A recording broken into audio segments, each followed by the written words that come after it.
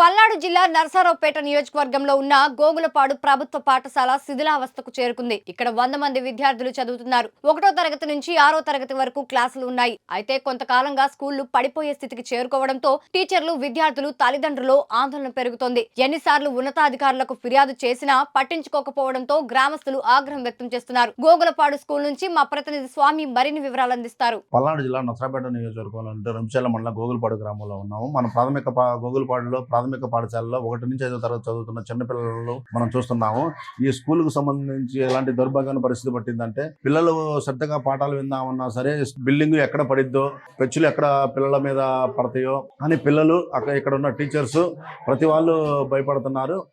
ఎక్కడైతే నించొని పాఠాలు చెబుతారో ఆ బ్లాక్ బోర్డు కాడే పెచ్చులు ఎక్కడ ఊడి కింద పడతాయి అని చెప్పి టీచర్లు కూడా భయంగానే పిల్లలకు పాఠాలు చెబుతున్నారు. ఇక్కడ మనం చూసుకున్నట్టయితే ఇక్కడ బ్లాక్ బోర్డు కాడ ఎక్కడ టీచర్ గారు నించొని పిల్లలకి పాఠాలు బోధిస్తూ ఉంటారు. పెచ్చులు ఎక్కడ మేడం గారి మీద, టీచర్ల మీద పడతాయి అని చెప్పేసి భయంతోనే పిల్లలకు పాఠాలు బోధిస్తూ ఉంటారు. అలానే ఇక్కడ పిల్లలు కూర్చున్న ప్లేస్లు, పిల్లలు తింటున్న భోజనం ప్లేస్లు చూస్తున్నా సరే ఎక్కడ ఏ పెచ్చుల మీద వచ్చి పడతాయో, ఎక్కడ ఏం జరిగిద్దో అని చెప్పి పిల్లలు భయంగానే ఇక్కడ ఉంటున్నారు. అంతేకాకుండా పిల్లల క్లాస్ రూమ్లోకి వెళ్ళి చూసినట్టయితే ఎక్కడైతే టీచర్స్ ఎక్కడైతే నించొని పాఠాలు చదువుతుంటారో, పిల్లలు కూర్చుంటారో అదే ప్లేసుల్లో అక్కడే నుంచే బిల్డింగ్ పెచ్చులు ఊడి పడుతున్నాయి. ఇది కట్టి గత 20 సంవత్సరాలు అవుతుంది. ఇంతవరకు దీని మీద ఇలా ఎన్నోసార్లు పలుమార్లు ఇక్కడున్న హెచ్ఎం గారు కంప్లైంట్ ఇచ్చినా సరే ఉన్నతాధికారులు పట్టించుకోవటం లేదని చెప్పి వాపోతున్నారు.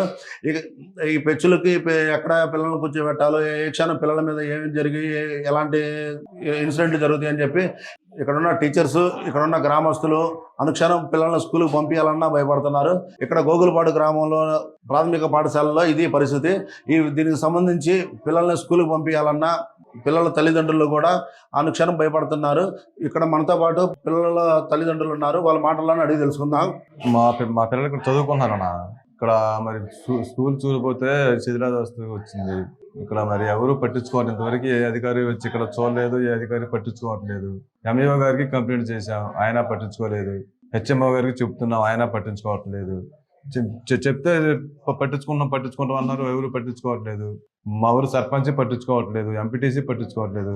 అనేసి ఇప్పుడన్నా కొంచెం ప్రభుత్వం మారింది కదన్నా, ఇప్పుడన్నా వచ్చి మాకు ఏదైనా సహాయం చేసి మా పిల్లలకి ఏదన్నా కొత్త స్కూల్ కట్టించుకుని ఏమన్నా ఏర్పాటు చేస్తే మాకు సహాయం చేసిన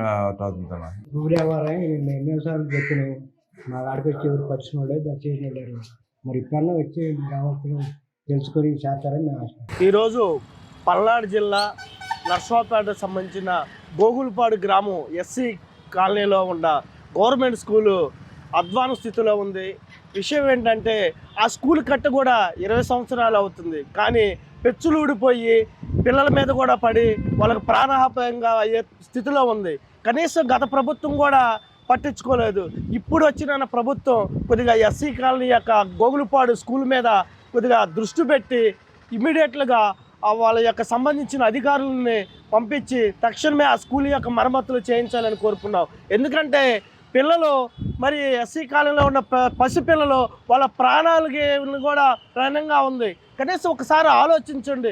వాళ్ళకి ఏమైనా ఇప్పుడు ముందుకు పట్టించుకోకపోతే ఏదైనా జరగరాని జరిగితే చాలా ఇబ్బందులు అవుతుంది. అందుకే ఒక్కసారన్నా ఈ ప్రభుత్వం ఒక అధికారులని తీసుకొచ్చి ఇమీడియట్గా దాన్ని మరమ్మతులు చేసి దానిని మంచిగా బాగు చేయించాలని మేము కోరుకుంటున్నాము. నా పేరు గోదా జాన్ పాల్, పల్నాడు జిల్లా నరసరావుపేట నియోజకవర్గం. ఈ నరసరావుపేట నియోజకవర్గం రొంపిచెర్ల మండలం గోగులపాడు ఎస్సీ కాలనీలో మండల పరిషత్ ప్రాథమిక పాఠశాల. ఎప్పుడో 100 సంవత్సరాల క్రితం ఏర్పాటు చేసినటువంటి మండల పరిషత్ ప్రాథమిక పాఠశాల స్కూలు. ఆ పాఠశాలలో అక్కడ ఉండబడేటటువంటి ఎస్సీ కాలనీలో ఉండబడేటటువంటి పిల్లలు కూడా 1 నుండి 5 తరగతి వరకు చదువుతున్నటువంటి నేపథ్యంలో గత 20 సంవత్సరాల క్రితం 2002 సంవత్సరంలో 100 సంవత్సరాల క్రితం కట్టినటువంటి ఆ పాఠశాల నిరుపయోగంగా పడి ఉన్నదని దాన్ని తీసివేసి అప్పుడు ఉండబడినటువంటి ప్రజాప్రతినిధులు 20 సంవత్సరాల క్రితం మరొక ప్రాథమిక పాఠశాలని స్కూల్ని భవనాన్ని కడితే నేడు 20 సంవత్సరాలు గడుస్తుంటే ఆ ప్రాంతంలో ఇప్పుడు ఆ స్కూలు పెచ్చులుడిపోయి స్కూలు పూర్తి స్థాయిలో నిరుపయోగం అయిపోతే ఇక్కడ ఉండబడేటటువంటి విద్యా వ్యవస్థ గత ప్రభుత్వంలో విద్యార్థులకి స్కూళ్ళకి నాడు నేరు పేరిట పెద్దపీట వేశానని గొప్పలు చెప్పినటువంటి ప్రభుత్వం మరి గతంలో ఏదైతే మేము చెప్తున్నటువంటి గోగులపాడు ఎస్సీ కాలనీలో ఉండబడేటటువంటి ఆ యొక్క పాఠశాలపై ఎందుకు దృష్టి పెట్టలేదని ఈరోజు ఈ ప్రాంతవాసిగా అడుగుతా ఉన్నాం.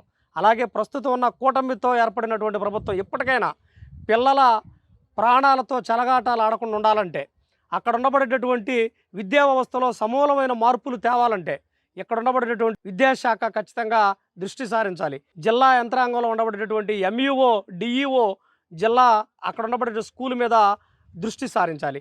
ఆ స్కూల్కి కనీస మౌలిక సదుపాయాలైనా, కనీసం ప్రస్తుతం ఇప్పుడు విజయవాడ పరిస్థితిని చూస్తే వర్షాల వల్ల, బీభత్సమైన వర్షాల వల్ల అతలాకుతం అక్కడ ఉన్నటువంటి పెద్ద పెద్ద బిల్డింగులు సైతమే ఈరోజు పూర్తి స్థాయిలో నిరుపయోగంగా ఇబ్బంది పడే పరిస్థితి వస్తే, ఇప్పటికే మరి దురదృష్టవశాత్తు ఆ యొక్క పాఠశాల చాలా నిరుపయోగంగా పెచ్చులూడిపోతా, ఆ పెచ్చులూడిపోయే 20 సంవత్సరాలు కట్టిన స్కూల్లో నుండి మళ్ళీ తిరిగి 100 సంవత్సరాలు కట్టినటువంటి ఆ పాత స్కూల్లోనే పిల్లల్ని పెట్టి ఈరోజు విద్యా వ్యవస్థలను కొనసాగిస్తూ ఉన్నారంటే అక్కడ ఉండబడేటటువంటి మరి టీచర్సు దీని మీద ఇక్కడ ఉండబడేటువంటి జిల్లా డిఈఓ గారికి మరి అది ఆయన దృష్టికి రాలేదా అని ఈరోజు మేము అడుగుతా ఉన్నాం. దాని మీద ఖచ్చితంగా విద్యా వ్యవస్థలో మార్పులు లేటానికి, ఆ స్కూల్ని మళ్ళీ కట్టడానికి కనీసం ఇప్పుడు ఆ పిల్లలకి ఎటువంటి ప్రాణహాని జరగకుండా ఉండాలంటే, వర్షాలు పూర్తి స్థాయిలో ఈరోజు వర్ష బీభత్సం సృష్టిస్తున్నటువంటి నేపథ్యంలో అక్కడ కూడా అదే పరిస్థితిని నెలకొల్పితే ఆ స్కూల్ పూర్తి స్థాయిలో పడిపోతే విద్యార్థులతో పాటు అక్కడ టీచర్లకు కూడా పెను ప్రమాదం పొంచి ఉంది కనుక ఖచ్చితంగా స్కూల్ మీద దృష్టి సారించాలని చెప్తా ఉన్నాం.